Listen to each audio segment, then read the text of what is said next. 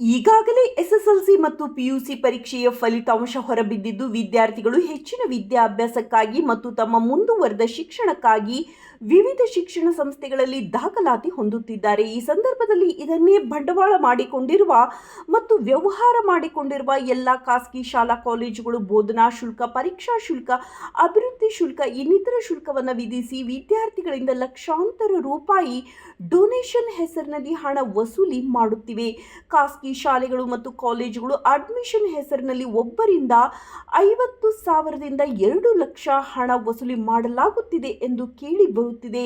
ಆದ್ದರಿಂದ ರಾಯಚೂರು ಜಿಲ್ಲೆಯ ಉಪನಿರ್ದೇಶಕರು, ಶಾಲಾ ಶಿಕ್ಷಣ ಇಲಾಖೆ ಹಾಗೂ ಜಿಲ್ಲಾ ಉಪನಿರ್ದೇಶಕರು, ಪದವಿ ಪೂರ್ವ ಶಿಕ್ಷಣ ಇಲಾಖೆಯವರು ತಮ್ಮ ಇಲಾಖೆಯಿಂದ ಸರ್ಕಾರಿ ಹಾಗೂ ಖಾಸಗಿ ಶಾಲಾ ಕಾಲೇಜುಗಳಿಗೆ ವಿಧಿಸಿದ ಶುಲ್ಕದ ಮಾಹಿತಿ ಮತ್ತು ಆದೇಶಗಳನ್ನು ಬಹಿರಂಗಪಡಿಸಬೇಕು ಎಂದು ದಲಿತ ವಿದ್ಯಾರ್ಥಿ ಪರಿಷತ್ ತಾಲೂಕಾ ಸಮಿತಿ ಮಾನ್ವಿ ವತಿಯಿಂದ ಆಗ್ರಹಿಸಲಾಯಿತು. ಈ ಸಂದರ್ಭದಲ್ಲಿ ದಲಿತ ವಿದ್ಯಾರ್ಥಿ ಪರಿಷತ್ ತಾಲೂಕಾ ಅಧ್ಯಕ್ಷರಾದ ಬಂಡೇಗೂರು ಕರೇಗುಡ್ಡ, ರಾಜಾ ಬಕ್ಷ, ಶಿವನಗೌಡ ಅಂಬಣ್ಣ, ಮೊಹಮ್ಮದ್ ಅಬ್ಬಸಲಿ ಉಪಸ್ಥಿತರಿದ್ದರು.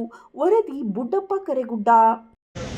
ವಿಷಯ ಡೊನೇಷನ್ ಅವಳಿ ತಡೆಗೆ ಶಾಲಾ ಕಾಲೇಜುಗಳಿಗೆ ದಾಖಲಾತಿ ಪ್ರಕ್ರಿಯೆ ನಿಯಮ ಪಾಲನೆ ಆದೇಶ ಹೊರಡಿಸುವ ಕುರಿತು ಈಗಾಗಲೇ ಎಸ್ಎಸ್ಎಲ್ಸಿ ಮತ್ತು ಪಿಯುಸಿ ಫಲಿತಾಂಶ ಬಂದಿದ್ದು, ಖಾಸಗಿ ಶಾಲೆ ಮತ್ತು ಕಾಲೇಜುಗಳಲ್ಲಿ ಹೆಚ್ಚು ಡೊನೇಷನ್ ಅಂದರೆ ಒಂದು ವಿದ್ಯಾರ್ಥಿಗಳಲ್ಲಿ 50,000ರಿಂದ 60,000 ವಸೂಲಿ ಮಾಡಿ ಮತ್ತು ವಿದ್ಯಾರ್ಥಿಗಳು ಪಾಲಕರಲ್ಲಿ ಮುಂದಿನ ದಿನಮಾನಗಳಲ್ಲಿ ಒಂದು ವೇಳೆ ಈ ಒಂದು ನಮ್ಮ ಮಾನ್ಯ ತಾರೀಕಿನ BO ಆಗಿರುವಂಥ ಶಿಕ್ಷಣಾಧಿಕಾರಿ ಚಂದ್ರಶೇಖರ್ ಅವರು ಆದೇಶ ಹೊರಡಿಸಬೇಕೇನಂತ ಒಂದು ವಿದ್ಯಾರ್ಥಿಗಳಿಗೆ ಇಷ್ಟೇ ಫೀಸ್ ತಗೋಬೇಕಂತೇಳಿ ಆದೇಶ ಹೊರಡಿಸಬೇಕು.